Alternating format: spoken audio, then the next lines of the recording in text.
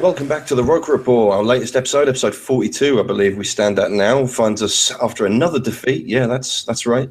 Nothing ever really changes with Sunderland, does it? On Saturday, we got beaten 2-1 by Sheffield Utd.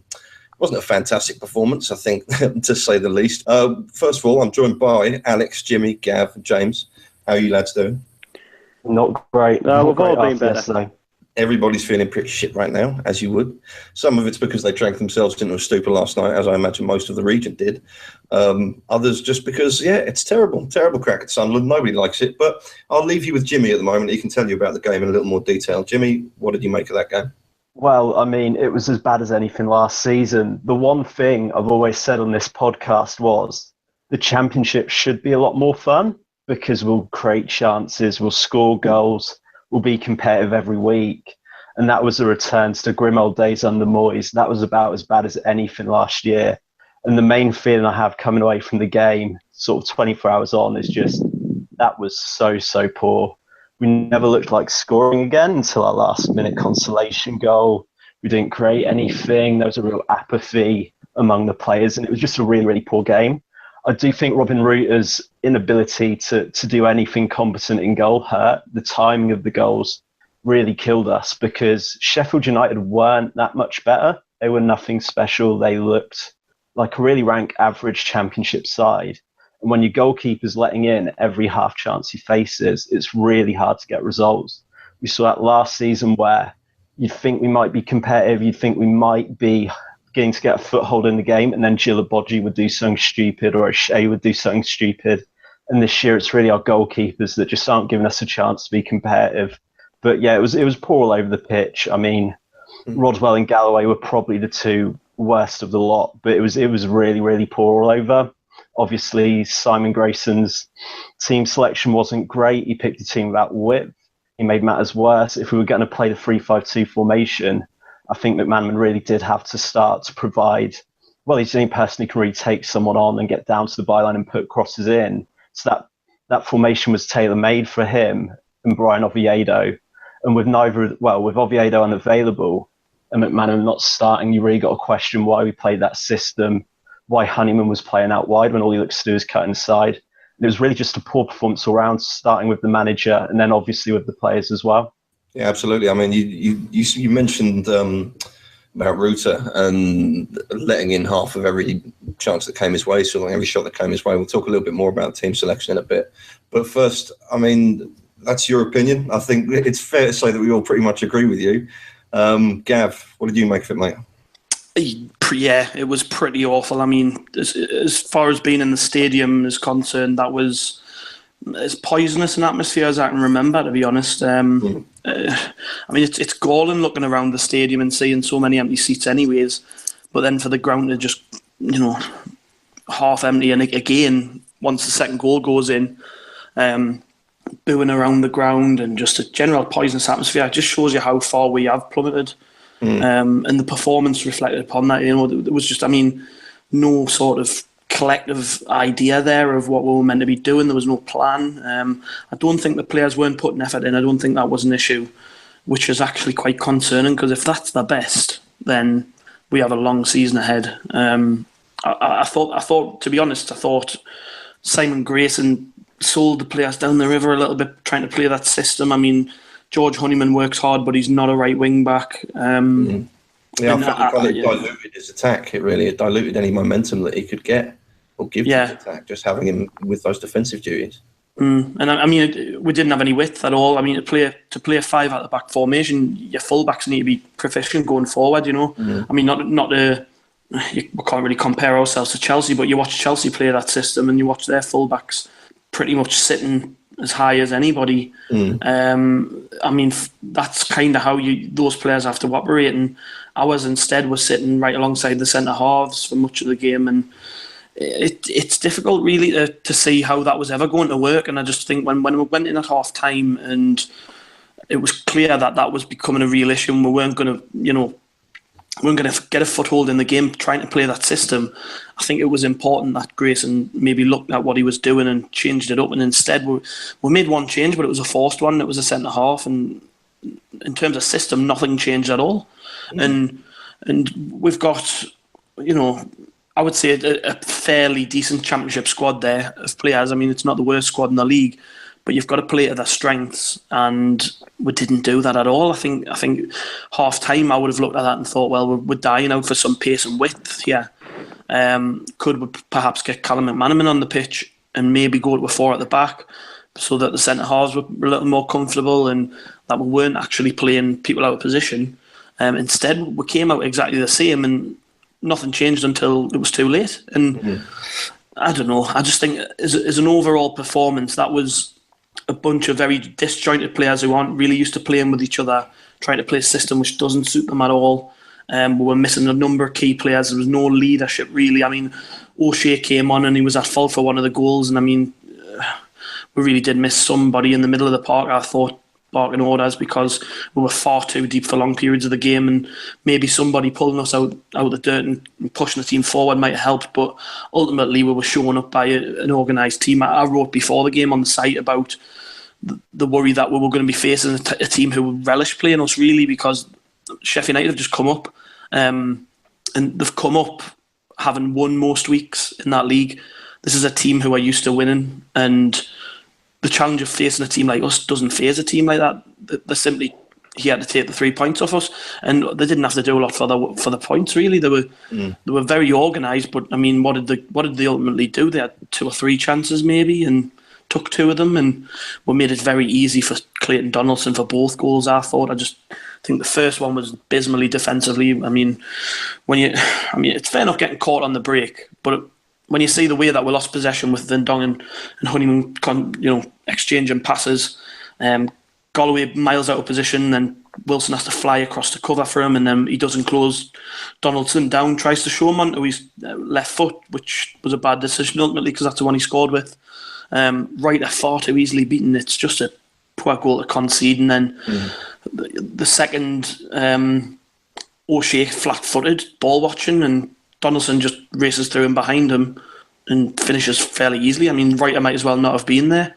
He was a statue in that situation, and we just made it very, very easy for I would say, an average opponent. And not Forest must be watching that and relishing the opportunity to come and play us, because I mean, Stadium Light isn't a great place to be at the minute at all.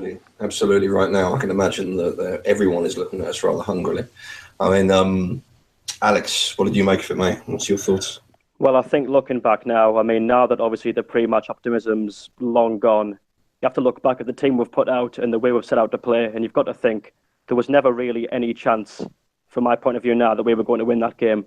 Like, there's just so many fundamental changes to the team, and I know we complained before about the fact that we were so consistent in that rigid 4-4-2, and that made us predictable, double up on McGeady, exploit Galloway's flank. But we've gone from sort of having a team that's just so rigid to a one that's just had a team that's just like a deck totally reshuffled, and all order's been completely lost. I mean, you've lost, Catamol, a bedrock in your midfield, he's out in for Rodwell.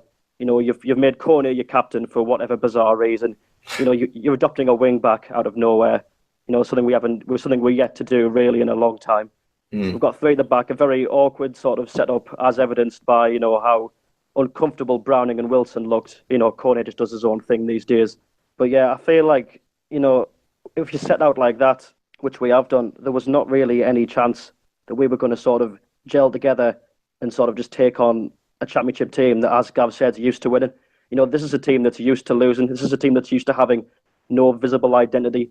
And I feel like, there's a not like a consistent core contingent of players in the squad, but there's still a lot of them kicking about there who are used to just being shuffled around. And, there's not really any chance for them to sort of like work out together and sort of like adapt a core sort of way of playing, which they can utilise season in, season out, Well, I mean, it's interesting what you said about Kone. It makes me laugh, actually, because not 2 days before that game, Simon Grayson turned around, and he broached the subject of Kone and Dong being the subject of transfer rumours and things like that.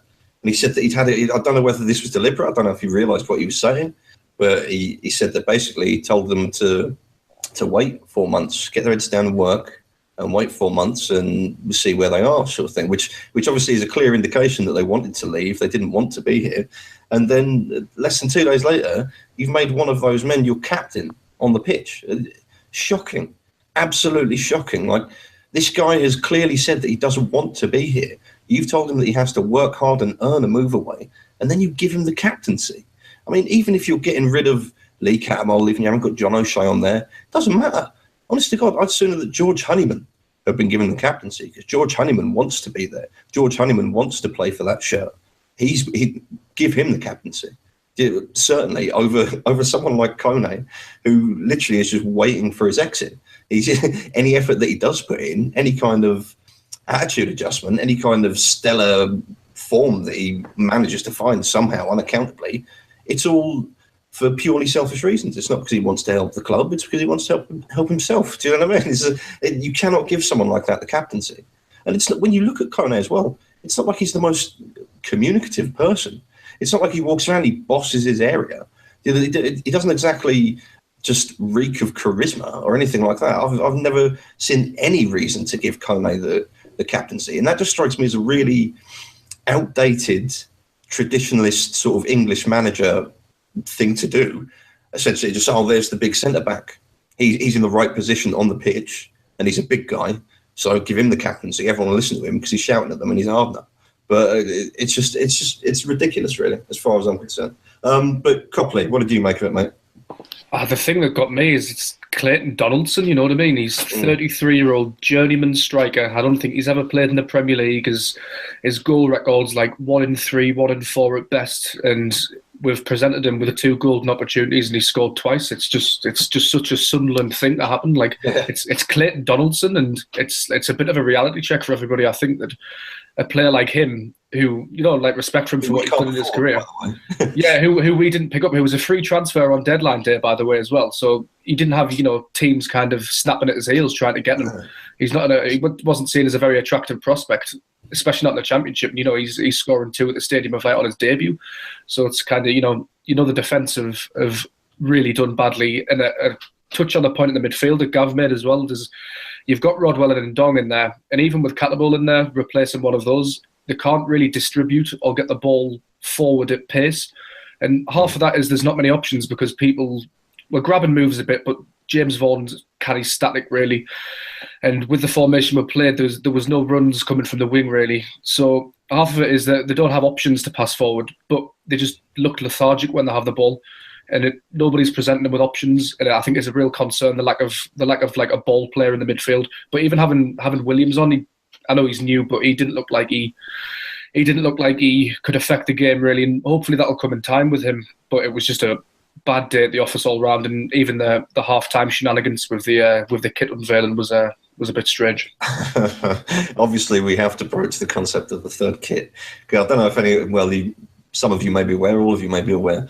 During the match, they unveiled the third kit, which is like a charcoal grey little number. Chances of using it are very slim, and we might see it once or twice this year, I doubt it. But they sent down a gentleman that works for the club. They sent him down to the mine in Beamish to pose for it. Now I get what they're saying. You know, we all get what they're saying. We all get where they're coming from. What's their slogan again? Gav, can you remind me what their slogan is? Do you remember? We are side by side. Oh no, not which that one? It's the our future is something. God knows. Our future is written. Our future's written in our history. There we go. So it's like one of the most cliche things you could ever imagine. And just don't get me wrong, as we said, we've all talked about it, and I'm sure most of you have wondered about it. Obviously, there's a strong connection between mining and Sunderland. We all get that. It's very obvious. I wonder if it's quite as bad because it's so obvious.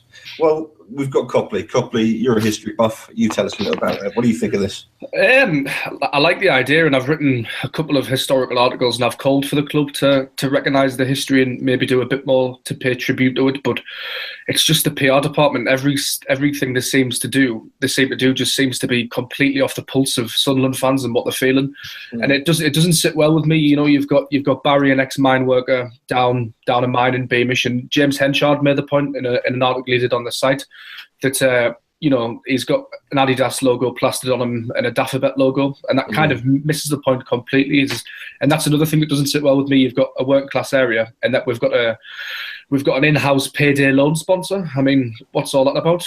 I think it's kind of badly advised. I like the idea behind it, and I like the nod of paying tribute to the history, but it just seemed like it was done in completely the wrong way, using kind of that history being the specific bit of history is as well, with the miners' strikes and battles between socialism and capitalism for your own commercial gain. It just completely misses the point and is a failure fundamentally to understand the history.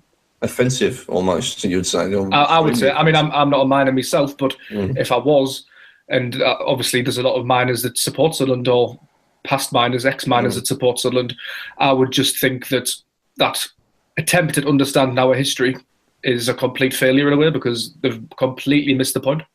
What do you make of it, Alex? I do just think it's quite insulting, really, how they're sort of promoting this sort of slogan, our future's rooted in our history. I mean, as a slogan, obviously, it reads and it sounds very well, but it couldn't be further from the truth. Our future and our history are two things that are completely distinct. Like what Sunderland's rooted in is a proud working class culture, and the future is, a nice, couple of wealthy idiots asset stripping the club, all the while telling us to be proud of what we've got, while we slowly have less and less of it. Our future's rooted in our history. Be proud of what we are. We're Sunderland. But at the same time, now just they want us to just sit back and just sort of, I don't really know what to say. It's just like, It's. I mean, it's indicative as well. I mean, so much. We use that word so much on this podcast, but it's an example. It's an example of the sort of the lack of understanding that you get from the people that run the club, the people that make decisions like that on the kit release and anything like that. Really, PR, everything in general is a very crucial part of football. It's a massive part of it. I think sometimes we sort of mock the idea of PR. You sort of mock any public relations that are done, and everything is seen as cliche. But in fact, it's a huge part of what any football club should be doing. It's certainly a huge part of a successful football club. And it is concerning that things like every time they do something, like they don't seem to get it right. Everything they touch turns to shit. It really does, because, I mean, we demanded that. Here's an example for you, right? I wrote something about them, the 20th anniversary, quote unquote. That was a piss poor celebration of something like that, a 20-year anniversary of that stadium. And I said, they didn't even bother to get any atmosphere going. They didn't even bother with the colliery band or something like that. Who would have been delighted to play at the Sol. Where were the ex-players? Probably even charged, but they did. They did it for this kit release. But here's the thing, right? This is what I'm getting at. So I don't know if they read that and thought, oh, that's a good idea, or if someone actually went, yeah, literally, let's get a colliery band, because it's a no-brainer, really. When they did that, they couldn't even turn the mics up on it. You couldn't hear it. A few people got told about it earlier, actually, in one of our chats, and they were like, oh, really? Was that there? Like, I didn't notice it was there. It's like, it's almost like they get close. They go halfway towards accomplishing something, towards doing the right thing. And that part can be, you can funnel it all down to effort, the effort they put in. So they mean well in that sense. But doing something half-assed, even if you mean well, it isn't worth doing, because it's offensive. It ruins the object of whatever you were going for. If you can't do something properly, if you can't go big, go home. Do you know what I mean? That's the real issue here. That happens a lot with Sunderland. They come very close to doing the right thing, and then just before they get there, they do a detour, or they go off a fucking cliff, essentially. And they just can't quite make that the right thing as their final destination. They can't quite get there. Now, as I say, it's indicative of the entire club. It happens at every level of the club. It's from owner down to, well, certainly every executive level at the club. Everyone there is accountable. Everyone there is complicit. This is the issue here. We're talking about a root and branch review of the club. That's what's needed, really, if we're all honest with each other. But we'll leave that topic for another time, perhaps. But at the moment, I mean, going back to what we were talking about, the actual match, it was pathetic from my part anyway. It was pathetic. It was very, very, it was just weak, wasn't it? It was clearly a fragile team. We've had a fragile team for a while now. And that was very clear. It was very clear that the players that we brought in, the debutants yesterday, that they were expected to urgently make some sort of impact. And I'm not sure that they knew what impact they were supposed to make beyond score a goal, go out and win the game. Do you know what I mean? As for his selection, I mean, his tactics, I don't understand. But I've been thinking about this. In truth, this was to be expected, because we were given the option of a really good manager, someone that we could sink our teeth into, per se, Derek McInnes. And now it's starting to look, I mean, for my part, from what I can tell, it's starting to look like the whole takeover talk and being worried about whether he'd still have a job or not was the least of his concerns. I think he probably got lied to by Martin Bain, like most people are, told that he'd have a budget to work with, a mid-level championship budget. And he didn't fall for it because he's a bit too long in the tooth, he's a bit too sensible, or he did the sensible thing and he asked everyone in football. Maybe he went to Sam Allardyce and asked him, hey, look, can I trust Martin Bain? What do you think Sam Allardyce is going to say to that? Yeah, of course, he's lovely, Bain.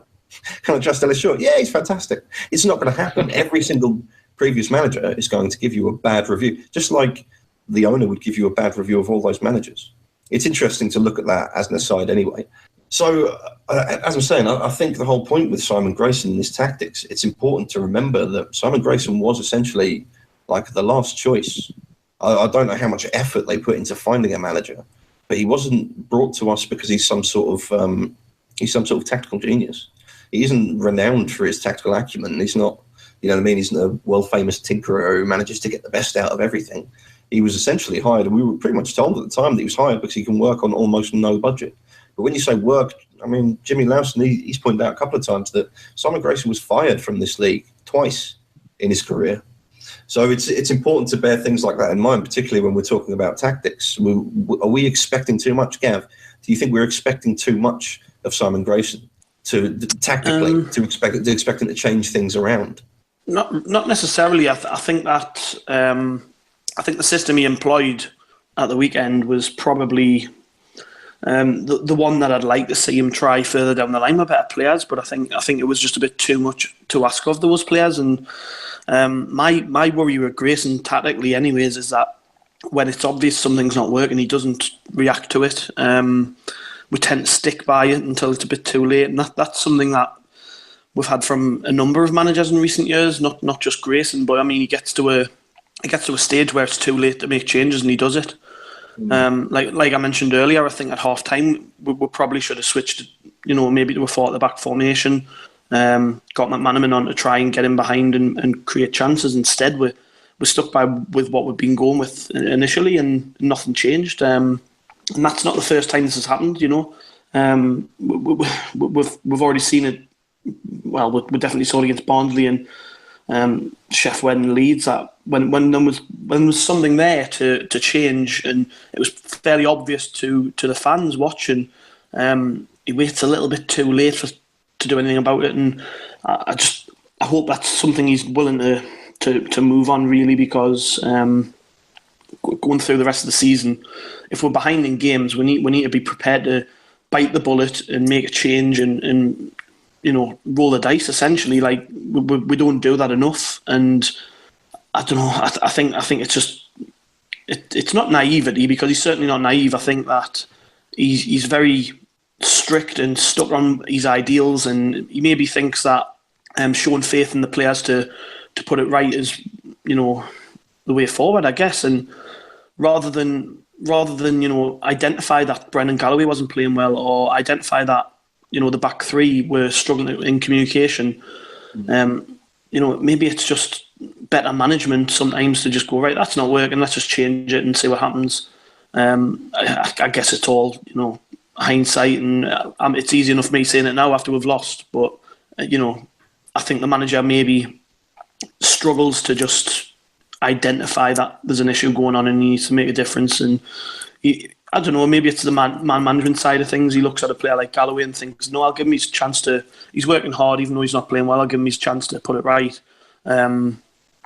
He's maybe looking at that and thinking he has a young player who's coming out to prove himself. I don't want to knock his confidence, but I think unfortunately when you're getting beat at home and the crowd's starting to go on your back, you've got to maybe make a positive change. And hopefully that's not something we'll see throughout the season. Hopefully he's prepared to be different, but I guess we'll see. I think every manager has a specific skill set, and Grayson's clearly proven himself to be a very capable manager. when it comes to organising teams, making teams hard to beat, making teams that will graft, that will work hard. That's what we saw in the first 3 games.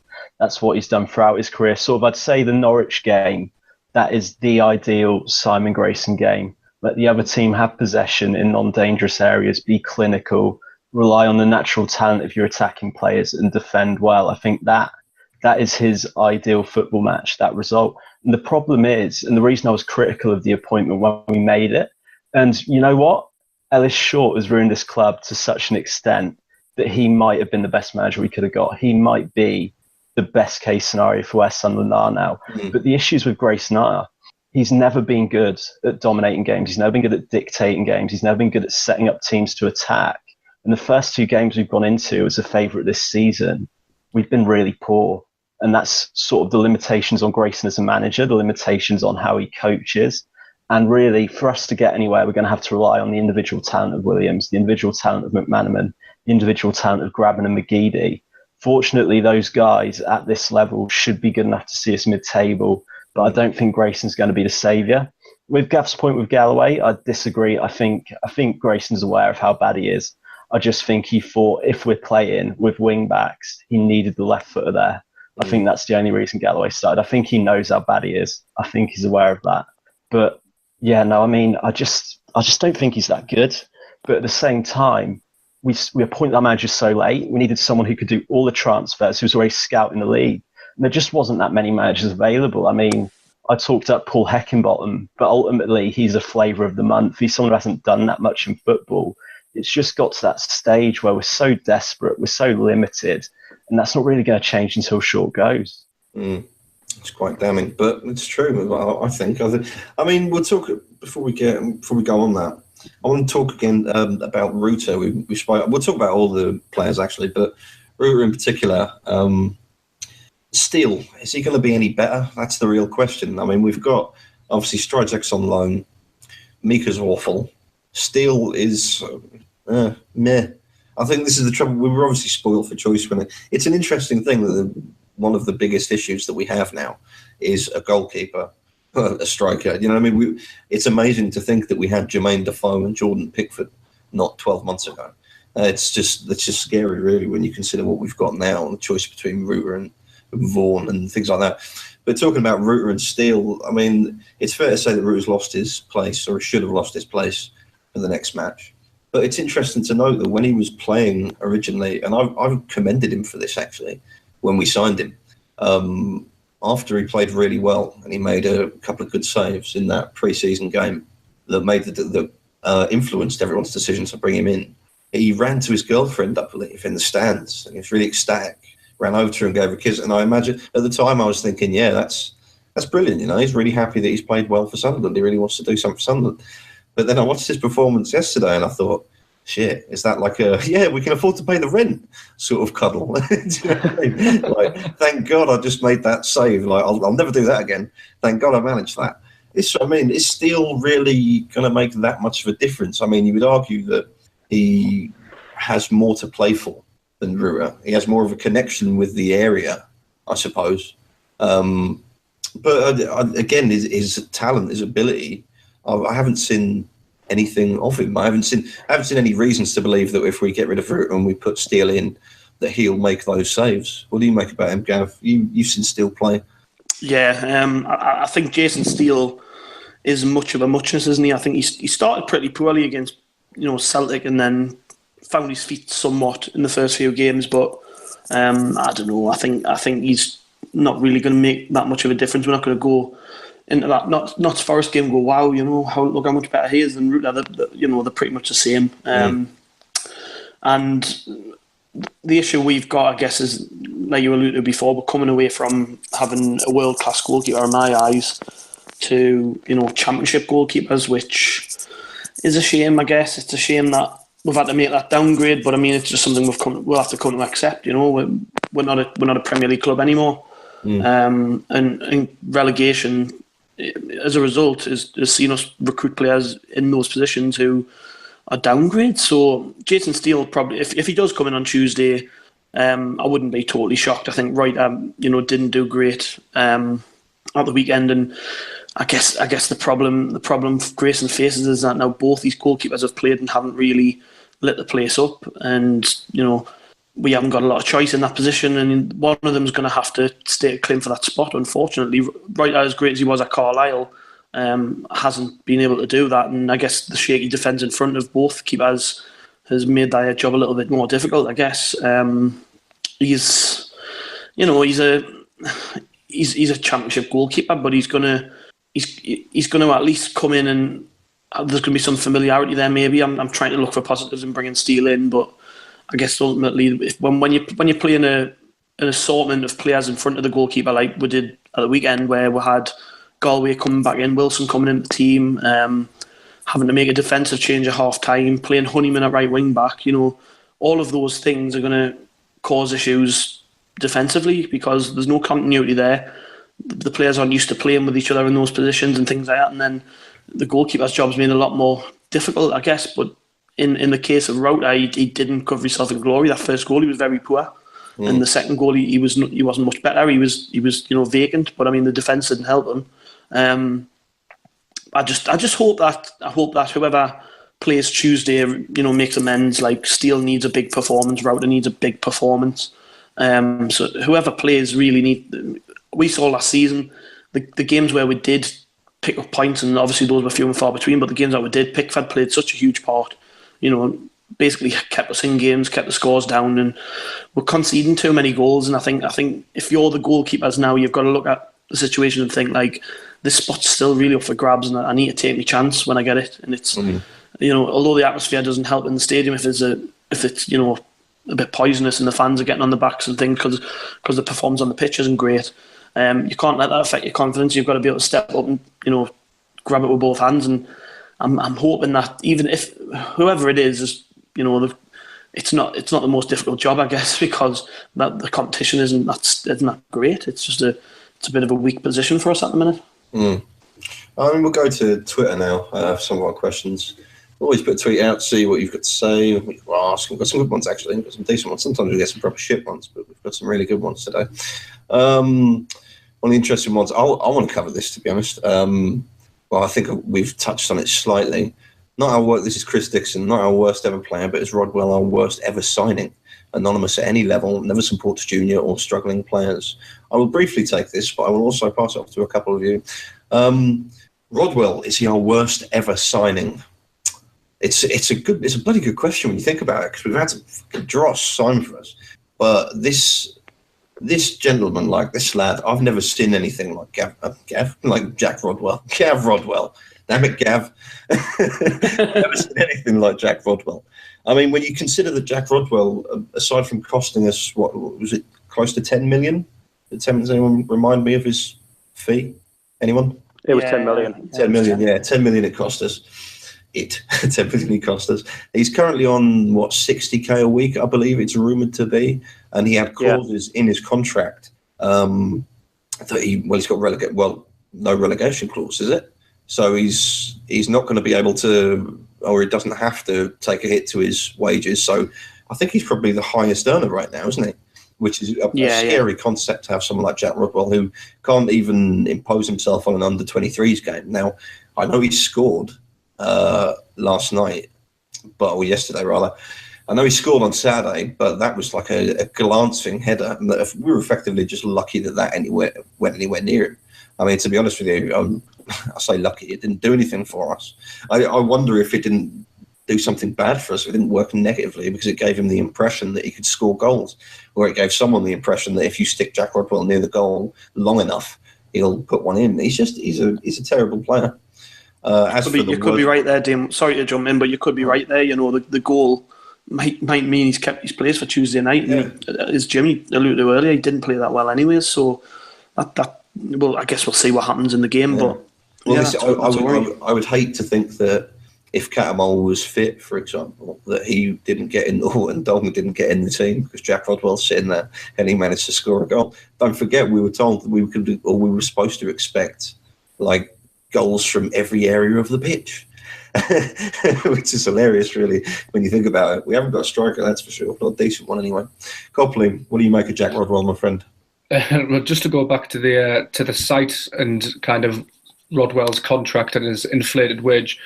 Somebody made the point on the site earlier that goal that Rodwell scored actually, in comparison to his performance, is a bit of an insult, because you probably get a bonus for that, you know.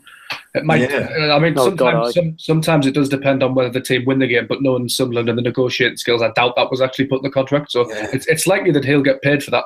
And, you know, his performance doesn't warrant or merit that. And I think I'll go back to the point I made earlier as well. With us having not a lot of firepower up top, Grabban looks like he can pitch in, but he's not going to be 30 goals. Vaughan doesn't look like he's going to score. Honeyman's still relatively inexperienced. You can't expect him to chip in with goals. Watmore's coming back from an injury. Madge is young. Asoro's young. I mean, Aidan McGeady's like a 1-goal-in-3 player. That's not enough for me attacking players. No. We need goals to come from midfield. You've got Catamol, who never scores. Rodwell never scores, really, unless it's a stupid handball against Hull. And Dong's only scored against Crystal Palace. You know, McNair's not exactly prolific. He got 2 against QPR. I forgot we had McNair. Yeah. You know, and Williams is still bedding in, so it's kind of like, where are these goals going to come from? Unless we're winning 1-0, scrappy 1-0s and keeping clean sheets and defending well, it's not going to happen. And there's no chance. We can't score, and we can't keep a clean sheet. So it's exactly. There's no chance. I mean, not to bring the mood even further down, but it just really doesn't look good at the moment. And Rodwell's just endemic of everything that's been bad of the club. Like it maybe in the past 10 years, you know, signed for an inflated fee, didn't do our research on him, didn't take time to get to know the player, to get to know whether he was interested in coming here. I mean, and David Moyes was the man who brought him through as well. He was supposed to get on well with Moyes, so he's even had the ideal manager for him, and it just hasn't worked for him. I used to feel a bit sorry for him because of his injury record, but you can't excuse him anymore. He's been fit for a while now, and you can't use the excuse of injuries. I mean, Djibril Cissé came back from those 2 horrible leg breaks and was still pretty competent. He wasn't, you know, a world-class striker or anything, but he was a darn sight better than Rodwell in his performances. Yeah, absolutely. It's what I mean. I think it would be easy to. He's certainly not the worst signing we've ever made, but he is absolutely. He's probably one of the worst decisions we've made with regards to player contracts and things like that. It would be a bit different if he was the same as everyone else. You know, if he was on 20k a week or something like that, and I mean, then it would just be the same as any of our other crap players. But the fact that we really got bent over a barrel with him, just like we seem to do in every sort of negotiation or in every single part of the football.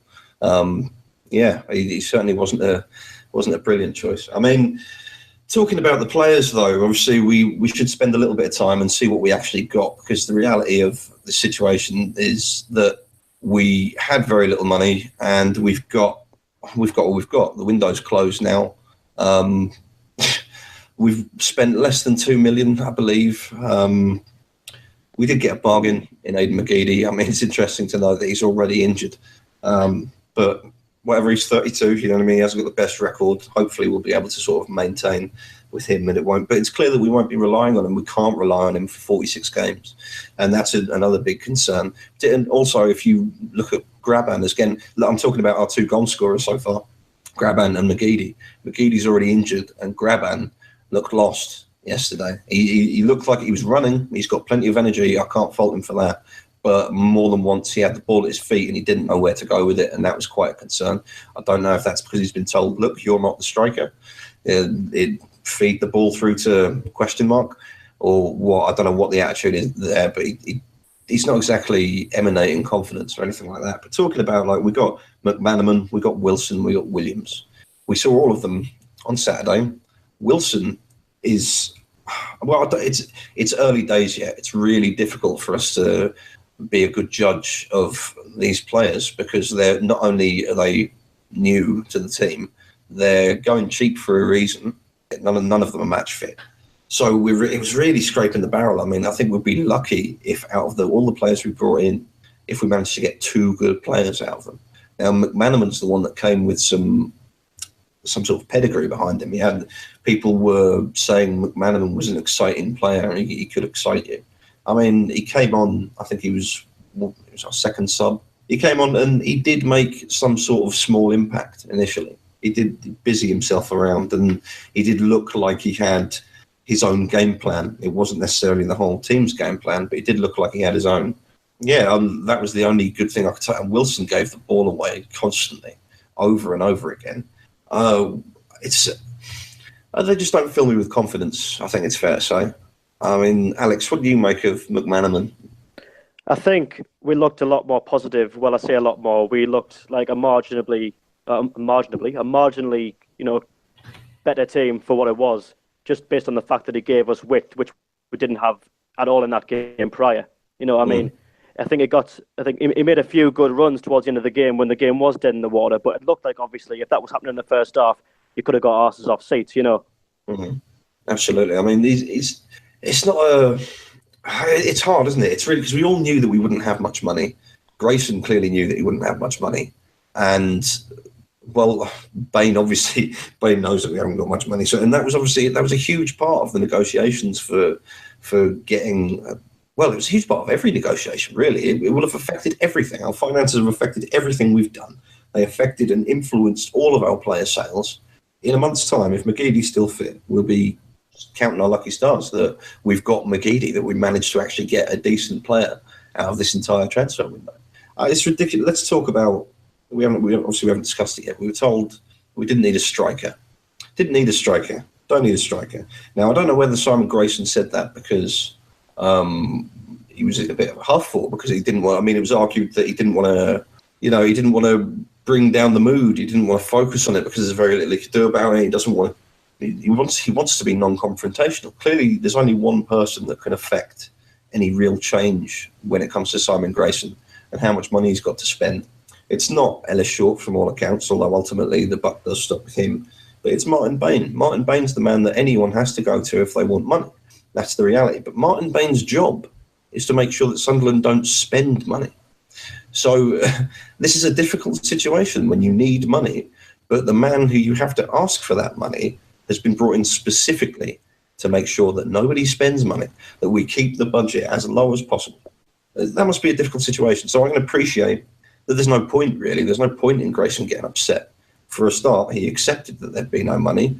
If he was told that there'd be a mid-level championship budget, which is what he told us when he first signed for us, he's either naive or he was lied to. Those are the only two things that could have happened. It wasn't just a case of, mid-level championship budget. £200 million has been spent in this transfer window in the championship.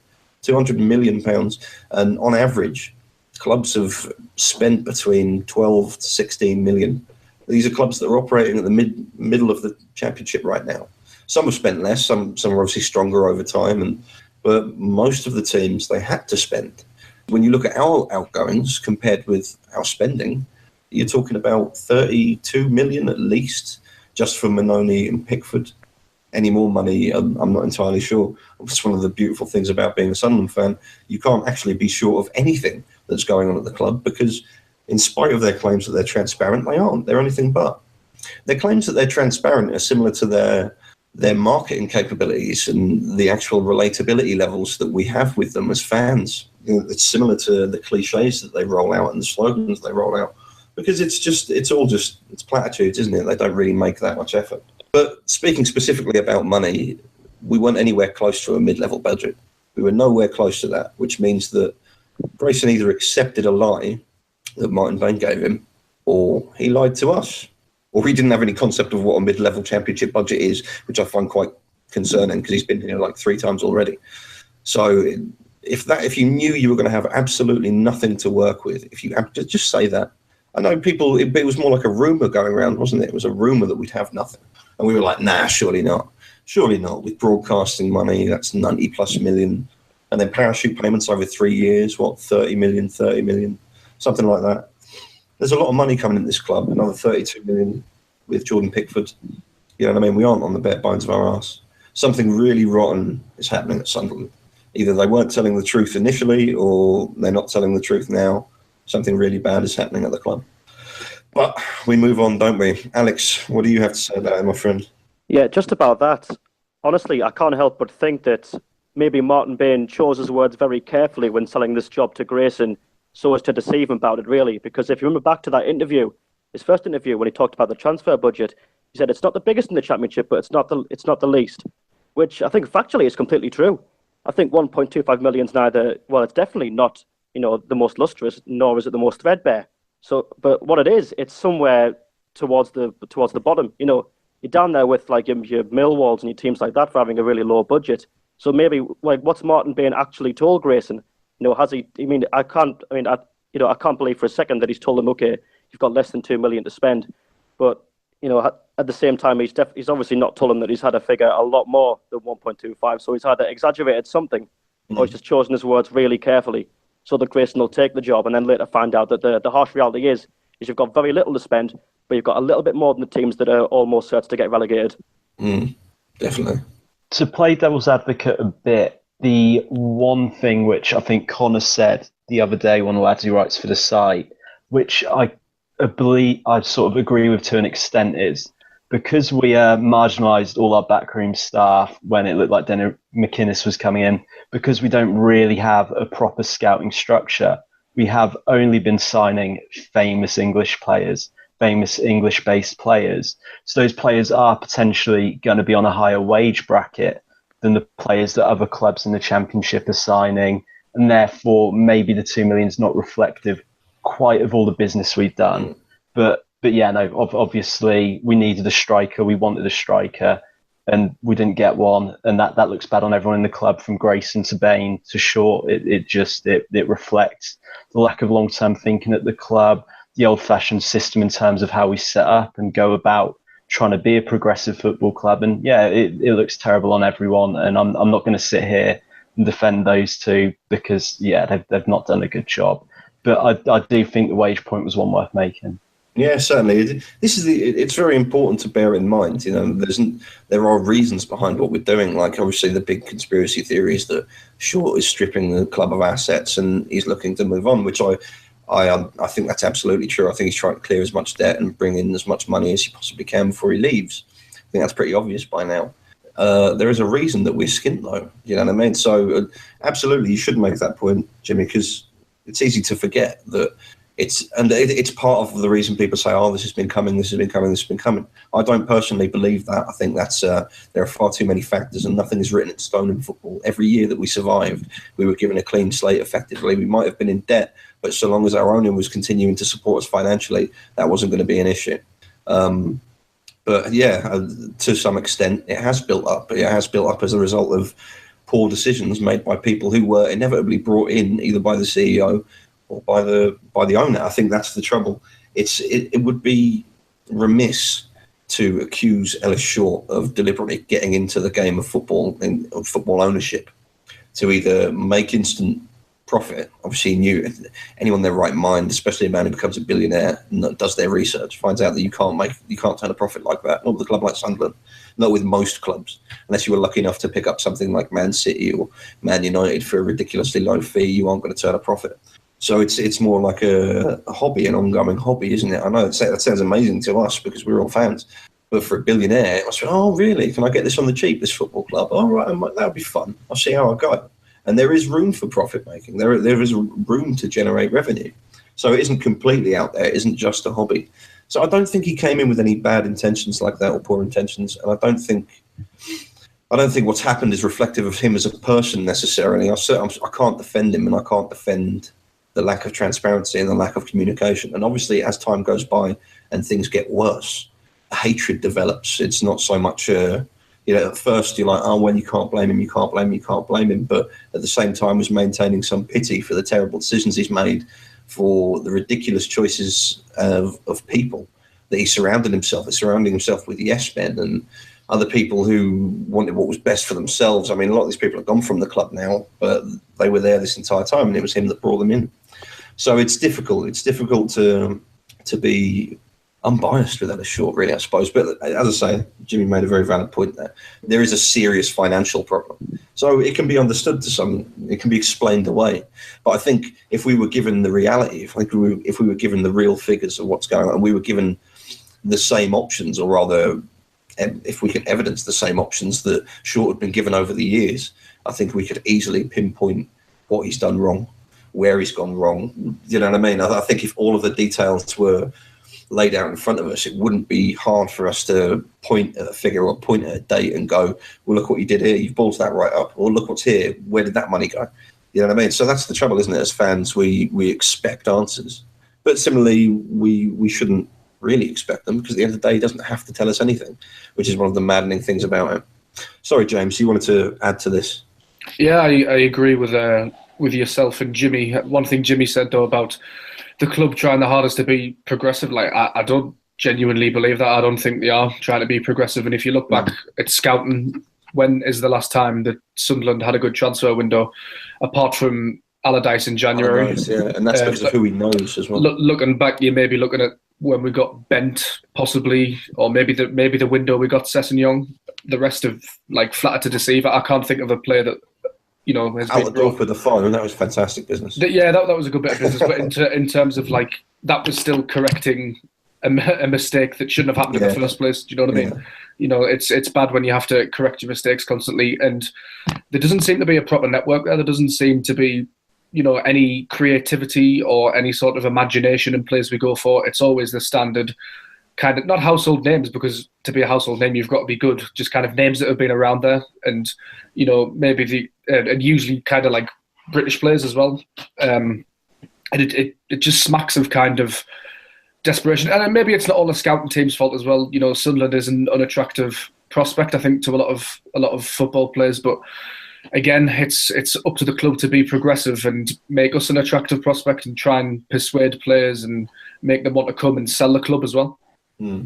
That's ultimately what's probably the most disappointing about Ellis Short's tenure at the club. Essentially, if you look at it, we tried to rely on an old school British and Irish manager, someone who knows the league in and out, to sign the players, to manage the club, to have autonomy, with a more talented manager in Martin O'Neill 6 years ago. And it didn't work. It didn't work because we don't have the budget to do it. We can't afford to just sign British players on big wages and sign the best available talent. It didn't work. He was rightly sacked. And then 6 years on, we're repeating the same mistakes with a less talented manager in the league below, playing miserable football. And it's all just because the owner doesn't care. He's left us at a point where we're now all just twiddling our thumbs as fans, forced to watch a shit product that's not going to change until he walks out. It's really frustrating. I really don't know what to do as a fan. What have I got to look forward to? He's just completely ripped the club apart. He knows what he's doing isn't right, and yet at the same time he doesn't care enough to change it. And that's really what it's a punch in the stomach every week. And even then, Sheffield United yesterday, that was the worst performance than I was expecting. And I thought my expectations couldn't get any lower. He's really killed it. And Copley's right. We're not scouting in a smart way. We marginalised our backroom staff because we thought we were getting Derek McInnes in, a guy who was sacked by Bristol City. Oh, Derek McInnes, let's get rid of our backroom staff. Let's not have any structure. Let's let him sign all our players. Oh, he doesn't want to come. Let's go to our backup option. He can run the football club from the ground up. Every football team in the top two leagues in English football should have a director of football, should have a scouting system. And we know that. That's why Ellis Short, to his credit, tried to change things 4 years ago. We know this system doesn't work, and yet we're using it because well, Ellis Short doesn't care. He's just stripping the club of assets. He doesn't care, and we're just lumped with it. We've just got to put up with a shitstorm until he leaves, and it's really, really frustrating. Yeah, absolutely. You nailed it there, mate. To be honest, that's all. They're all very good points. I mean, particularly what you're talking with him not caring. I think you're right. He has given up by this point. I mean, it's interesting to note that we're basically, one of the things that's holding us back as a team financially is working within championship fair play rules, financial fair play rules, or rather permitted losses. Our permitted losses right now, that's really what hinders us. The interesting thing about permitted losses is that we would only be in a situation where we literally could not afford to bring anyone in, even on a wage budget scale, if the owner had decided flat out to stop putting money into the club. Now, that's a fact. If the owner was willing to fund us the way that he claims to have done over and over again to ill effect, if he was still putting that money into this club, we would have been able to afford to bring in a striker. We would have been able to afford to bring in another centre-back, which we sorely need, another midfielder, which we sorely need, a better goalkeeper. In fact, we might not have had to sell Jordan Pickford, and I still believe that we don't have to sell Jordan Pickford. So it's interesting that when they came out in that, what was it he said? This was just after the supposed takeover that he turned down on the basis that he he didn't believe it was in the best interests of the fans or the club that whoever this mysterious owner was came in. He wasn't in the best. And like, you have the fucking right to make that decision anyway, mate, which is a ridiculous concept because you clearly don't know how to run the fucking club anywhere but into the ground, really. But beyond that, it's interesting to note that Martin Bain wrote that little piece for him and came out and said the owner will continue to invest in the club, both financially and personally. And a few months later, here we are. And the only reason that we can't afford players, and we know we can't afford players, is if the owner had refused to invest financially in the club any further. So you've literally got the owner and the CEO lying to the fans. That's what's happening. They're lying to us. They're lying to us consistently. They're lying to us as much as they can, and they will continue to lie to us until they're so far away from any kind of accountability that they don't have to worry about it anymore. I mean, they still don't have to worry about it right now because really we're a bunch of mugs, aren't we? Because we sit and we lap it up, and fair enough, we sit here and we talk about it, and there might be thousands who completely disagree, who chat about it in a pub or whatever. But what does anyone ever really do about it? What have we done about this? What have we done to change the way this club is run? Is it enough that we sit here as fans and say, oh, well, this is shit, isn't it? This is terrible. I hate Shaw. I hate Bain. I hate the fact that we've got no scouts. I hate the fact that they're in the Championship, soon to be League One, by the way. There was another question on Twitter asking whether the people on this panel thought that we'd be relegated again. Yes, I 100% believe we'll be relegated again because we haven't got anything. Most importantly, we haven't got an owner that cares. But again, I ask you, what do we do as fans? It is not enough for us to sit back, go to pubs, spend our money, and complain and whinge every time Sunderland lose. Because the fact of the matter is, there should have been supporters on the Sunderland board for years now. The board needs to be held accountable by the fans. That's the truth. It's simple. It's not some power play. It's not because I think that fans can run a football club. It's because the board, the executives that make these decisions that fuck this club up, they need to be sitting in a room and looking across the table at somebody who's going to say to them, oi, no, stop fucking doing that. You can't do that to this club. You can't do that to this city. You can't do that to this region. Because this is the truth of it as well. If you're really going to get into it, right, Sunderland Football Club isn't just about playing football. A club the size of Sunderland truly affects the whole region. And I've had communications with the club and people at the club who specifically said to me that they support the region with their actions. Now, if you do indeed support the region, how can be letting this entire club, this institution, fall into the dirt support the region? It doesn't support the local businesses who, let's face it, I mean, think about it this way. Do you think you'll be able to attract teams like Celtic in another 2 years? Do you think they'll even come anywhere near you? And that's just Celtic, mate. There were 9,000 Glaswegians in Sunderland for that pathetic excuse for a fucking game where we got hammered 5-0 by a fucking mediocre Celtic side, which is pathetic anyway. And it was a whole pathetic celebration. But there were 9,000 Glaswegians there. They all went to pubs. They went to local pubs and they spent money. They went to local restaurants, they spent money. They went to shops and they spent money. If we can't bring these people back, if we can't even attract Glaswegians to Sunderland, what do you think is going to happen to the city? It's a huge revenue generator. That's the truth of it. And right now, all of the progress that the region has made over the last 10 years, you're going to see it take another downturn because people don't want to be here. I mean, when you really look at it as well, you've got like an entire generation that don't want to know. You've got an entire generation of kids. We had an article up, right, a while back saying, and the title of it was, Daddy, Can We Support Arsenal? Right? And it's quite heartbreaking when you think about it, because that's the fucking truth. Kids don't want to support Sunderland. Why should they? Why would they want to? And you're not going to drag your fucking kids to games to watch something they don't want to watch while they whinge throughout the entire thing. Now, that is fundamentally the fault of the people who run SAFC. It's not the fault of the people in Sunderland, and it's not even directly the fault of the players, right? Because even though their performances and their attitudes have been quite pathetic, I can't blame them. Because if I had to go into work every day at a place like Sunderland, right, I'd be on fucking just heavy medication. You'd have to give me sedatives to go there every day and work with that bunch of fucking wankers. To be honest with you, it must be depressing. They'll be on fucking all kinds of Prozac and shit like that. They must be depressed walking in that fucking dressing room. You would be, wouldn't you? After all tell these it years. how you feel, Damon. Yeah, don't hold back. But yeah, that's the reality, isn't it? It affects everyone. That's the whole point. Sunderland Football Club affects everybody. And when we lose Sunderland Football Club, we aren't just losing a team that play a pathetic game of football, you know, that play this little game, knocking a piece of fucking leather around the pitch. We aren't going to do that. we're going to lose something that really means something. And even if you take our emotions out of it, even if you take the sentimentality out of the whole fucking farce, even if you take away from the fact that people like me, people like us, it moves us to tears, mate. It upsets me. It upsets me when it doesn't upset me that we lose. It doesn't upset me that other teams can mock us.